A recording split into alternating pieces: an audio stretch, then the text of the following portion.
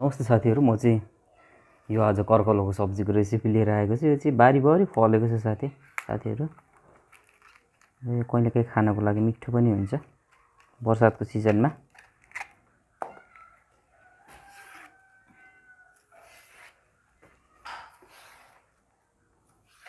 र यसलाई राम्ररी यसरी केलाउनु होला। हातमा चाहिँ रातै बस्छ, अब दाग बसेर चाहिँ तनाव हुन्छ।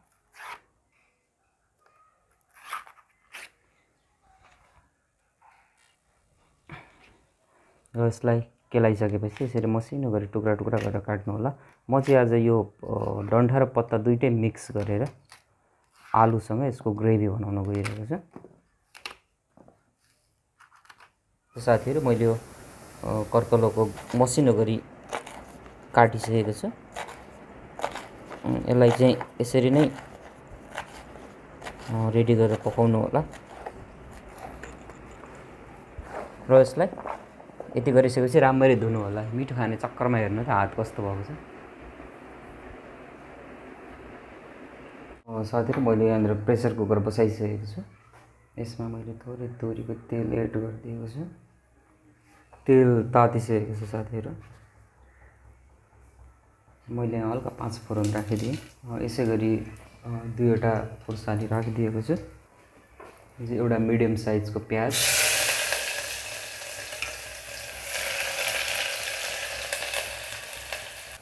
चाहिँ खरिसकेको साथीहरू। मैले यसमा मिडियम साइजको 2टा आलु राखिदिएको छु।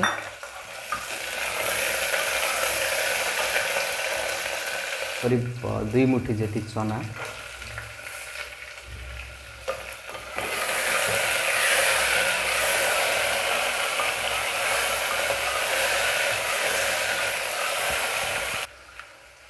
यसमा चाहिँ करिब यो आधा चम्चा जति बेसारको धुलो राखिदिएको छु। त्यसै गरी 1 चम्चा नुन,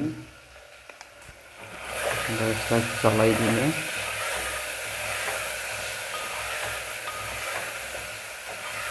आगो चाहिँ मिडियममै राखेर यसलाई फ्राई गर्नु होला। साथीहरू, तपाईँले अहिलेसम्म मेरो च्यानललाई लाइक, सब्सक्राइब र कमेन्ट गर्नुभएको छैन भने कृपया सब्सक्राइब गर्न नभुल्नु होला र लाइक र कमेन्ट पनि गरिदिनु होला। मैले 1 चम्चा जति अदुवा र लसुनको पेस्ट राखिदिएको छु।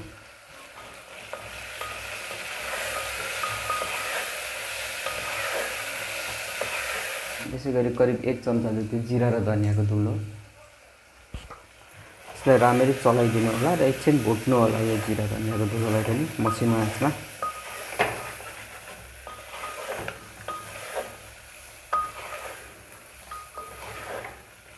साथीहरू, मैले 2 चम्चा जति यहाँ तोरीको पेस्ट लिएको छु, सर्सोको पेस्ट।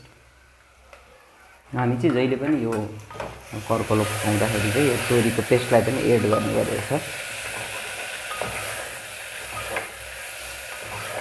यसलाई पनि एकछिन भुट्नु होला। अब साथीहरू, यो अघि धोएर राखेको करकलोलाई पनि यसमा एड गरिदिनु होला।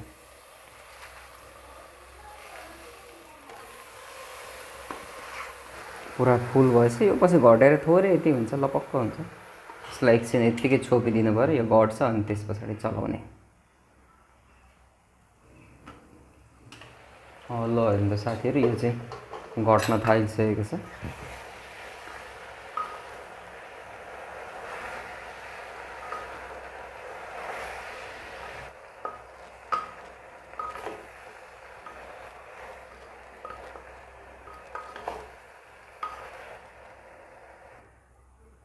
नघटुन् जेलसम्म यसरी छोप्दै पकाउँदै गर्नु होला। साथीहरू, मैले यसमा चाहिँ यो टमाटर, एउटा मिडियम साइजको टमाटर पनि लिएको छु। यसलाई पनि एड गरिदिनु होला। र यसलाई ट्रेडिसनली रूपमा पकाउँदाखेरि चाहिँ त्यो काँचो आमलाई सुकाएर बनाएको जुन टुक्रा टुक्रा हुन्छ नि, अम्चुर पाउडर पनि नबनाऊ, त्यो टुक्राहरू राखेर पकाउने, ट्रेडिसनली चाहिँ यसलाई त्यसरी पकाउने सिस्टम हुन्छ। अब त्यो मसँग अहिले उपलब्ध छैन, त्यही भएर मैले टमाटर राखिदिएको छु।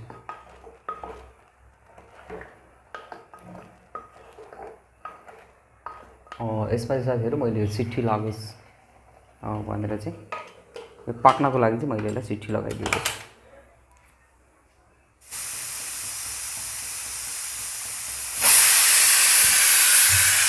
मेरो लगभग यो चाहिँ 3 सिटी लागिसकेको छ। यो पाकि नै सक्यो।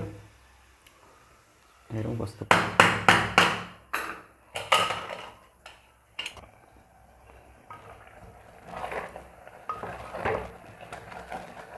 हेर्नु साथीहरू, यो कस्तो मजाले लपक्क भएर पाकेको छ, देख्न सक्नुहुन्छ तपाईँहरू। देखाउँ खाउँ लाग्ने गरी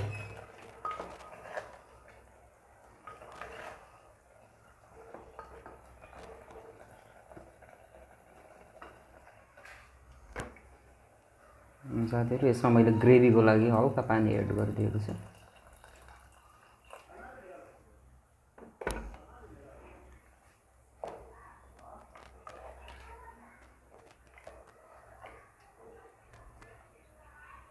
र कलरको लागि थोरै लाल मिर्च पाउडर।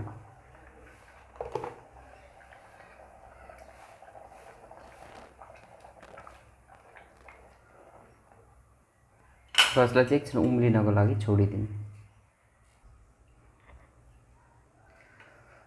साथीहरू, यो चाहिँ रेडी भइसकेको छ खानको लागि।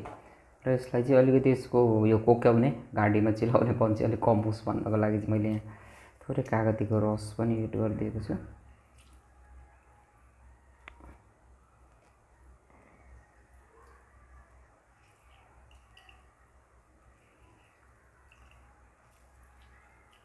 मजाले एउटा ठुलो खालको कागती निचोडिदिनु होला।